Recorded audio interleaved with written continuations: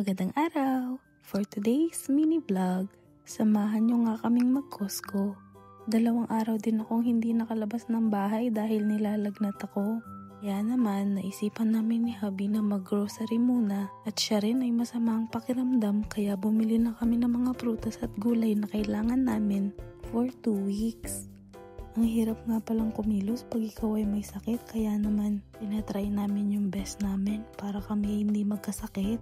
Sa dami nga ng gulay na binili namin, baka naman yung lagnat at sakit na yung lumayo sa amin. Char! Hindi rin ako masyadong nakapag-video dahil ako'y nilalagnat. Kahit masama ang pakiramdam, ako'y babalik na sa trabaho bukas ng umaga. Kaya naman kailangan na namin tapusin ngayon ng pag-grocery at pag-meal prep. Nung makuwi na nga kami, umakyat muna ako sa bahay para kumuha ng kahon at ng cart.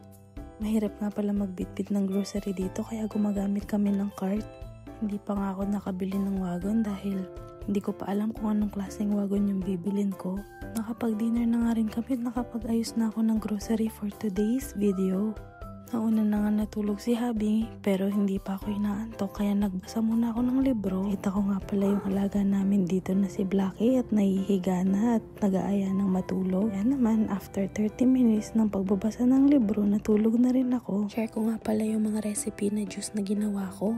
Gumawa ako ng pang flu dahil ako'y anemic, meron ding iron at yung juice na pang energy booster tuwing umaga. Ayan, ready na ako for the whole week. Thank you for watching. See you on my next vlog.